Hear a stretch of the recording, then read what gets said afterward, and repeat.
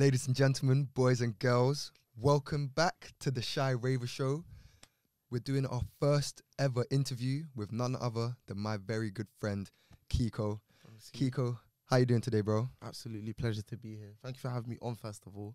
And yeah, man, I'm excited, man. It's first of many, you know what I'm saying? So, First of many, for sure. So, how you been recently, bro? I've been good, you know. Just been working on the tape, completing the final little bits to it, just trying to get it out there and just market it properly, just get the rollout proper. But yeah, other than that, I've just been chilling, man, honestly. Yeah. Just been trying to stack this moolah. Bro, aren't we all? Money Aren't off we your all? neck. So, it's called the Hat Trick Tape, right? Yeah. And I understand you're from Wembley, Yes. right? So, there's some football influence in the creation of the tape. What role has like football played into like your conceptualizing of this tape? I mean, it's everything, you know, like not just football. It's more so a specific era of football, like that early noughties football, innit? I just feel like, bro, footballers just ain't cool like that no more. There's some cool footballers, shout out Sterling, boy from Brent, you know what I'm saying? But, bro, you just don't get David Janolas no more. You don't get people like Henry. You don't get Rooney's, like. So it's more so tapped into a specific era of football. And, yeah, I was really just trying to channel that energy into the music. And, yeah, really, it's really that. So, yeah, I'd say in terms of influence, it's pretty much everything. Like, just that era of football. I understand what you mean, because I feel like now with, obviously, social media, footballers are scrutinized a lot more. There's a lot more news outlets to criticize them. Literally. So it's an era. So you're talking about like 90s, 2000s football, where footballers all had a bit more like swag. Is swag the right word? I think that's the word. There's a bit of je ne sais quoi. Je ne sais quoi. Je I ne like sais that. quoi. When you remember when Henry was in his Vavavoom era? Yeah. It's that, basically. It's basically that one, yeah. Like, I definitely feel like that era had a lot of footballers that had their own like kind of unique style. You know, my man will pop the collar, or like everyone that stood up for a free kick stood next to the free kick a certain way. Like, you just don't get it anymore. Like, yeah, I just feel like that was a real, like, I don't know. I just feel like that. Not even just football, that era, like just in terms of visuals and stuff, you're starting to see it again in terms of the cameras, shots that people use. Everyone's doing the whole like Super 16 thing again, like so it's very nostalgic, in a sense. Yeah, I was just really tapping into that, kind of. So you mentioned Raheem Sterling earlier, and I've seen in interviews that he says that playing underneath Wembley Arches was like something that inspired him like daily. What role has like living in Wembley and had on you the football side of things? Like, I feel like for me, I feel like it's developed me as a person, man, because I didn't always live in Wembley. I moved there when I was 5, innit? And all of my biggest influences in terms of like friends that I'm still friends with today, music that I listen to, playing football, that all came from like when I moved to Wembley, innit? So therefore has a big influence. I feel like living in Northwest London just has a big influence just in terms of where I speak, act, like, yeah, man, it has a very, very big influence. And what is it about Northwest London? What is it about those sides? I think it's something in the water.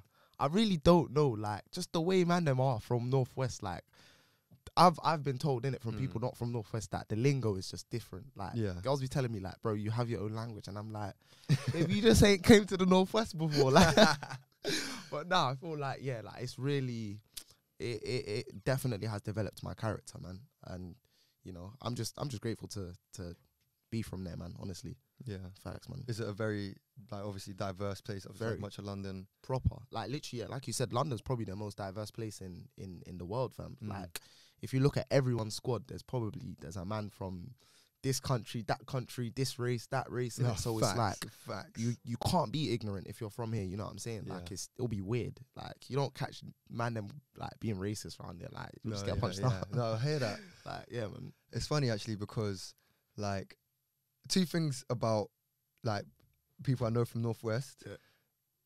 Don't say that they're from North. Don't do it. Don't say they're from North. Don't do it. And they're the only man that claim, like, that are so proud of where they live. Like, I'm from South, obviously. And, like, you are very proud as well. Quick to say, man's from South. Man's from South. Man's from South. South of the river. Do you know what I'm saying? And, like, I get that kind of same vibe from Northwest. No, for real. It's definitely that one. Because I feel like for so long, like, you go to a show, the presenter will be like, this the mic now, Who's from South? bro. The whole building will scream. Cool. Who's from North? Get a few people. Who's from East? Yeah. They won't even say Northwest. They won't even say it. So for so long, I felt like we've probably just felt like left out. On top of that, where South have so many artists and creators really putting on, we've only really had Keko, Nines, and C-Biz. And with all due to, like, with all respect to them, they're all legends in their own right. There's a silver lining between it. It's all on a grease thing. There's never really been people coming out and just, like, trying to make art, trying to just get real creative with it, you know what I'm saying? Like, so now this new generation where we've got people like Nux, you know what I'm saying? We've got City Boy Mo, we've got Chunks, like, people just doing it different, showing you we don't have to be greasy with it, bro. Like, man are from that already. We see what guans and ends, you know what I'm saying? We don't have to embody that, you know what I'm saying? We can take different routes that are more positive, you know what I'm saying? So, yeah, I feel like it's really important to just show kids where I'm from. Like anyone else would want to do that. There's different routes, man. Just do you. So, of course, so as you're saying, from artists from Northwest, such as like Nines, C-Biz, Keko, right? Obviously, your sound is very different to theirs. Were they some of the artists that you were listening to a lot, like, coming up? Yes and no, because obviously, their thing just rings on the street, you know what I'm saying? So it's, if you go to certain block parties and ends, you're going to hear it, you know what I'm saying? I wouldn't say I was out here actively, like, searching out their music, but they're legends in their own right, so I always got to, you know what I'm saying, tap in and out. But growing up, I was listening to a lot of, like, very left stuff. Like I said, like, Jamiroquai, absolute GOAT. Just, like, I was listening to a lot of Britpop growing up. I'll be real, fam. Really? Like, a lot, like, bro, why did I want to have spiky hair? Because of Bastard and that, bro. I'm telling my mum, bro, like, let me get a gel. I'm trying to spike my thing. Mum was telling me, bro, it's not really gonna, it's not like that one, bro. I had a couple white friends, they used to do, like, spike at the back, and then, like, the sweep at the front. And I used to, like, obviously my hair, it's like, it's similar. It's similar. And, like, for the longest growing up, I just couldn't work out, why doesn't my hair do it the same way? Like, why? Like, what is it? It's not doing the same thing. Like, nah, I feel you, literally. So, yeah, growing up, I used to listen to bare Britpop. I didn't really, okay, I'm not going to say I didn't used to listen to rap. I used to listen to a lot of grime, garage, because the Channel U, like, man used to live, stay up till 12, and my mum's gone sleep, to sneak downstairs. They had this section, I remember, at 12 o'clock, they'll spin the old school rhythms. So they'll spin, like, all the old school garage tunes, like the stuff like Skinny Man. Do you remember Skinny Man? No, I don't actually. Absolute legend, bro. Absolute legend. In this UK rap thing, like, back in the day, back then, you remember how everyone was spitting in American accents? He was really, like, one of the first people to just spit in this accent, like, and really just talk about, like, very relatable working class things. Like, his most famous, I don't want to say his only album, but most famous album's called Counselor State of Mind, innit? So it's like stuff like that, just really letting me know, like, play on, like, the obviously Jay-Z New York State of Mind. Exactly. Like homage, but this is our thing. Yeah, fam, literally. And he's from West London, which is not too far from me. Talking on the Northwest thing, West is, if you mistook man from being from West, I wouldn't be offended. But as if I said you're from North. Because North is, bro, we're basically in North now, innit? Like, man have to cut through Central to get it. Whereas West, I could just bop it there if I'm really, you know what I'm saying? If I'm really feeling like it. Like, to be honest, I can't lie. Like, I obviously, again, this is me guilty of being from South and only really knowing South. I was like, cool, get the studio in Kentish Town. It's North. And you bailed me. You're like, yeah, bro, 57 minutes. I was like, so Northwest is a real place. So Northwest is actually a real place, like 100. No, it is. I respect it now for sure. So you said you listen to a lot of Britpop, and you're from Northwest. There's a lot of, like, gritty areas in Northwest. Like, growing up, you've always been that creative, out of the box, different character. And have you been conscious that you've been different, or has it just been like a natural inclining to different things? I feel like I've always been conscious that I like you said, have a natural incline to different things. When I was younger, I used to feel a bit insecure about it. Like, bro, like, man don't fit in here because, like, this or that. Like, growing up in ends, like you said, it's gritty and whatnot, but man, like, man couldn't really skateboard, but I fucked with that. I bought myself a skateboard. I'm rolling up to the skate park with it and that, with little white utes and that. Like, I've always been aware that, like, what I liked was a little bit different, but I was a little bit insecure then, innit? So Whereas as you get older, I feel like them little childish insecurities just leave you. And you're just like, you know what, man, like what I like. If you're not what I'm on, then do your thing, innit? Like it's not it's no biggie. But I feel like we're in an age now where everyone's trying to be different, innit? So it's like, you know what I'm saying? It's true. We're here now. Like, we finally got here. Yeah, shout out all the weirdos, different youths. You know what I'm saying? The weirdos. Shout out you lot, fam. And if you're in high school or primary school and everyone's trying to make you feel weird for being weird, bro, brush it off, man. You know what I'm saying? Couple years time, they're gonna be looking at you like you're the cool kid. So it is what it is, man. Facts. I feel like almost right now, it's like if you don't have a thing, attachment, something that you attach yourself to outside of like if you work at a normal job, if you don't have something else that you do, it's like it's kind of, bro, not weird, but it's like everyone. There's such a London, especially, so overflowing, bubbling with creatives. Everyone, chat this guy. Oh, I take pictures, I rap, I do this. Bro, I was at a party the other day and I was chopping up with someone, and they was like to me, "Oh, what do you do?" I was like, "Music." I just asked them like, "Yeah, what do you do?" And they were trying to play it down. They was like, "Oh, I just do maths." They was like, brother, you're cold, bro. 100, man, 100, just about past maths. I am terrible at maths, like, so I'm here like, bro, big yourself up. Like, that's a skill. 100%. You're cold with it, fam. Like, you can do nothings with that, like accountancy and just crypto, whatever, man. Like, it's a skill. Be proud of whatever you do, man. Like, that's what I'm saying, honestly. 100%.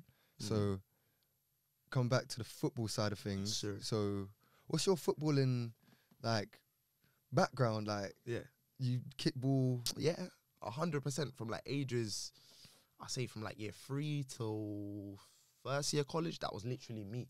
Like just banging football. If you told me, high school me, that I wouldn't be in the Prem right now, I'm not hearing it. So, I was not hearing it. Like I was like convinced, like any youth was convinced that, bruv, it's ball dreams. Anything else is not worth even entertaining. Like, I did not take school serious.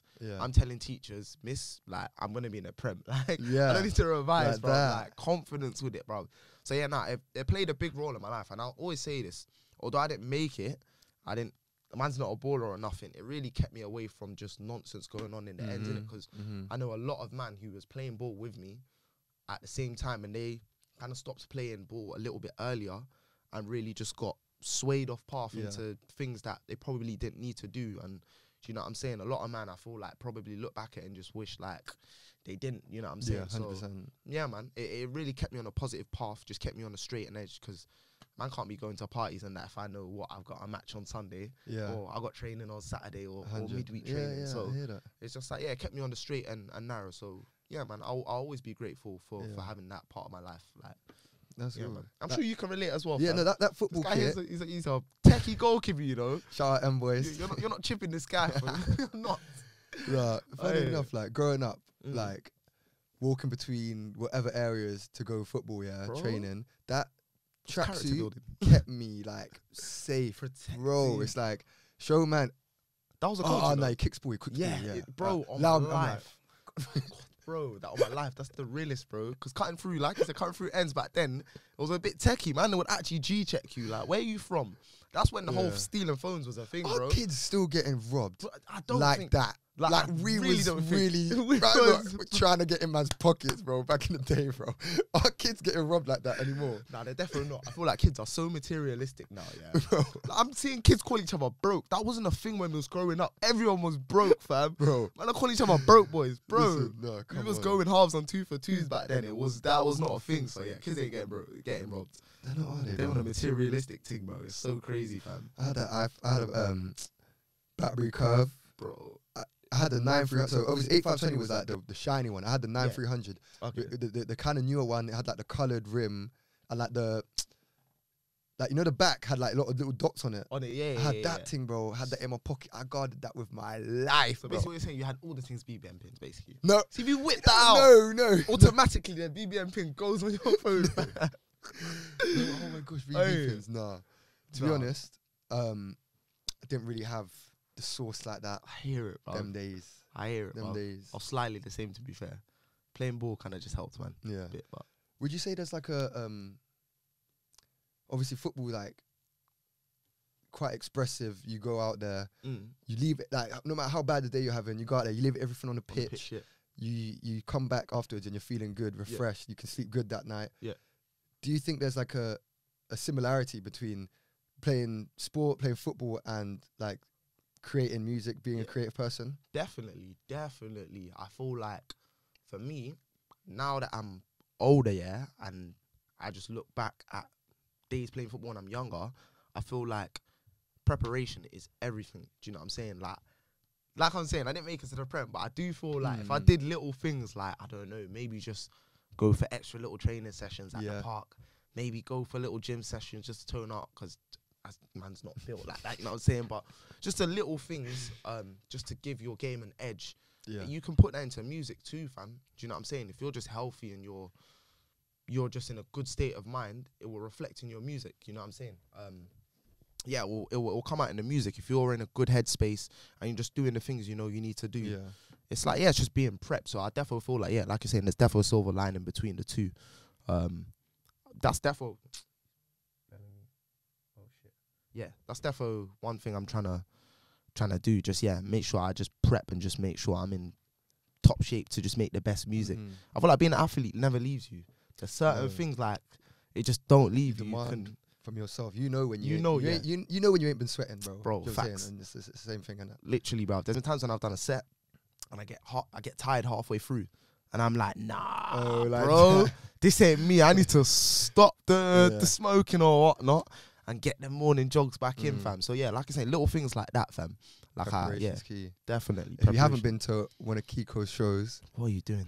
What are you doing, bro? You need to get down there. Had a show last week. What was it? Last week Friday. Yeah.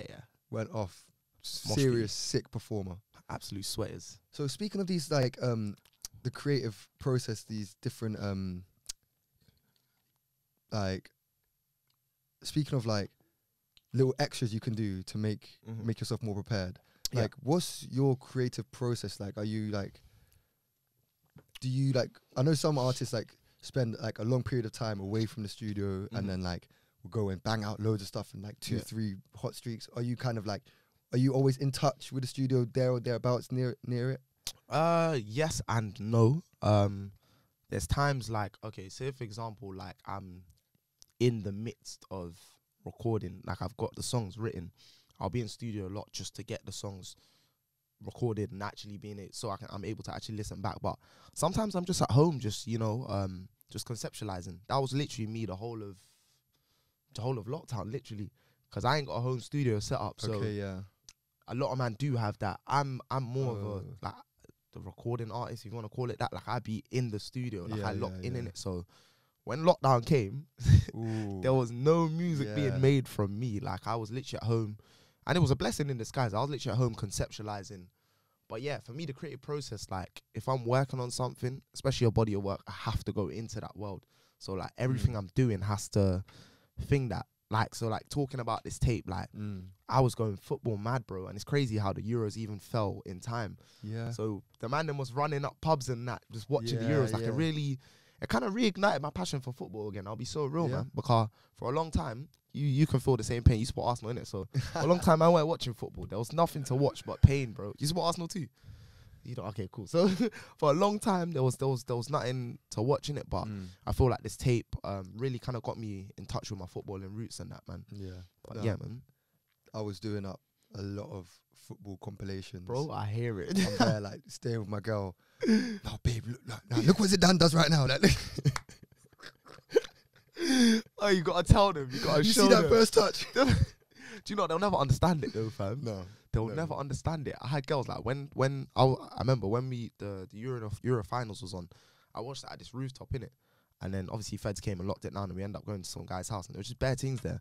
Bro, I was upset at the end of the thing, and the girl I was with was asking me, like, why are you so upset? And I'm like, you don't even understand what this means to man, bro. Like, this would have ended racism, bro. Like, you don't understand it. Like, this is deeper than football right now. Things like, why are you so upset? It's just football. Nah, it's just it's not. If you don't have anything that you attach, like, value to that is like a shared experience with people, then you kind of can't understand. Do you know what I'm saying? I went to a football game one time. I remember my dad took me there, Carling Cup match. My sister's there, just screwing her face. I'm looking at her like, what's wrong with you? My sister's talking about it's boring. Loud. I felt like telling my dad, tell my sister to go home, man. Yeah. What are you talking about? It's boring, man. I took my girl to her first Arsenal game a couple of weeks ago, Arsenal Wimbledon. Yeah. And like, obviously she hates watching on the TV, especially like last year, like watching lockdown football, or no crowd in that. I took her to watch Arsenal Wimbledon. Get there, Emirates. The grass is so green. The red is so red. Oof. You can see the lines. Oh, it's just crispy, isn't it? Crispy. What was she talking about? It's boring. No, she understands that. She's gonna have to. She might as well like football. Firms I'm always gonna be watching football. You know what I'm saying? That affirms that, fam. No, 100. Honestly, man. So tough question. Would you rather score a winning goal last minute in the Premier League, or have a sold out show in front of, let's say 60K? Say it's like Emirates. Either way. Oh wow. Wait. First of all, why are you doing this to me? I don't know. Why are you trying to scramble my brain for? Because Shy, that is okay, do you know, I don't know answer this. Let's be real. Okay, cool. Me, maybe 6-7 years ago, I would have said that goal winner for the Premier League. But right now, let me get that 60K show, please. It makes sense because, like, from my angle, it's like, I mean, both of us are football dreams. Yeah. Over. There's new young G's. Man are born in 2003 playing in Prem. Injured, didn't it? Yeah. Knees gone. Knees all gone. that. The back. Fucking hell. But the show, that's attainable. That's on your ladder, bro. You know what I'm saying? You're on your way to that. So. Inshallah, man. Hopefully, God willing. Yeah, makes sense. Yeah, man. That's a mad question, though, fam. It's a bad one. It's a bad one. So, in making of 90, how long did it take you to make the tape? Oh, it's been in the works for a minute. We were talking about this earlier. Okay, yes, that is a sick. Okay, so boom, the whole, like I said, I like to conceptualize. So I had this idea from time ago, and the tape that's coming out next Friday is not what it originally was. It was originally meant to be 3 songs, hence the hat trick, and they were all going to be 90 seconds long to represent a 90-minute football match. Okay, yeah. But I think I saw you post something about this a long time ago. Literally, I had an interview at Represent Radio, and I'm just there telling them, it's going to be 3 songs long, 90 seconds, da-da-da-da-da. Basically, I got excited, ended up recording 5 songs. But, the process, I had that concept from time, locked in with Manny. We recorded 98 Righty. That was the first song. Like I like to do that when I'm making a tape. I'll have one song that I'll build the tape around. So we recorded 98 Righty. I had that there, but I really wanted to do it justice, so I recorded the chorus, but didn't go back to it for like a couple weeks. And then I remember I had a show, and then I pulled up on Manny and Keyboard. I had a studio session that same day, so I just pulled up on them. And then during the session, we played 98 Right, and Keyboard was like, bro, like, please let me jump on this. Like, I've got something for this. So literally went there before the show, did the show. You know me at the shows. Usually I'll do the after party. Yeah. This time I said, nah. I literally said on the mic, I'm going to complete this 98. I played the snippet, just the chorus, said on the mic afterwards, I'm going back to studio How to mean create is that? the song. How mean is that, by the way? Bro, I was feeling lit. That's how I was feeling. Literally dropped the mic afterwards, jumped in a cab. Shouts out Chris for booking that cab. Went back to the studio and completed 98 Righty. And then lockdown fell. Obviously couldn't go studio to record. I was looking at it like, bruv, this tape is just never going to come out. Like, it's just not meant to be. But during the time, I was just writing. And it's crazy. It's mad. Like, the stuff I was writing about was very related to the tape as well. Yeah. Wrote the whole WAG song, which came about because I started watching Footballers' Wives again. You said what? I started watching Footballers' Wives. Have you ever watched that back in the day? I've never watched that. Cruddy show, fam. So I started watching that. And then I wrote WAG, and then I wrote 99 Flair. And literally, I was just writing all of these songs during lockdown. Then lockdown didn't even end, fam. Man was just literally, Pirate actually opened up a bit earlier. Okay, yeah. So locking in with Manny, fortunately. And then I had a studio based in Wembley, shouts like Lab 24, that man actually had a patterns with that we can go in there and record. And then, ended up recording the tape, completing it. And then, bruv, it's literally just been a whirlwind, bruv. I feel like that's my creative process, Controlled Chaos. That's the name of the first tape, but that's literally my creative process. It's just... Yeah. At the time, I don't know, I'm drawing a circle, but in the end, when I do it, I'm like, okay, cool, it all makes sense now. Like, yeah. And what do you want listeners to take from this? What's the message that... Well, the message, I don't want to... I don't want to, like, force that like thing on. There has to be a message on everything, but like, what would you want listeners to take away from it when they listen to it? Not take away from it, but from listening to it, I'd like to take them to that place. Okay, take them with. There. Yeah, okay. Just take them on a journey there, because some people might not have grown up listening to the same things that I did or whatnot, but maybe they might listen to this and research some of the songs that I'm referencing or talking about and realize like, like this is a mad muse, like, do you know what I'm saying? And for the people who did grow up on those sounds, they will understand it. So I just like to take them there on a trip down memory lane, do you know what I'm saying? So yeah, it's really that one. It's a nostalgic one, like that we can all man, just it sounds like in a big way you've made this music for you in like a almost like a therapeutic sense to like make things that you want to make, that you enjoy making, and that make you feel good. Facts. And leave you in good stead to move on and start open new chapters as well. Facts, bro. You've hit the nail on the head. I couldn't articulate it that good. You have hit nail on the head. I need to take this clip. If I'm describing what this thing was in future, I'm just gonna reference this and say, this is what the reason of the tape is. But yeah, it's literally that, man. It's literally that. I don't even want to get it lost in communication. What he said is that. Yeah, man. And I understand you got some visuals coming. Yes, sir. So it's like look out for me. Yes, look out for the goalkeeper there. So yeah, the visuals is more so gonna be like a visualizer type thing. I haven't even seen all of the footage back yet, but from what I've heard from Mello, it is looking clean. Bro, shooting this has been a process, man. I feel like whenever I record music videos, they never just go to plan, but we get something out of it. It's always a madness, but it was sick. It's taught me a lot in terms of shooting and just executing. That's one thing that I've never really tried to do before. A lot of times it's just, let's have a nice yard, let's have a couple beanies there, have drinks, have the random there and it's that. But this one I really tried to execute and have a storyline to it and really have the videos kind of intertwined within each other. So definitely look out for that. It's a lot of fun. Recording, 100, man.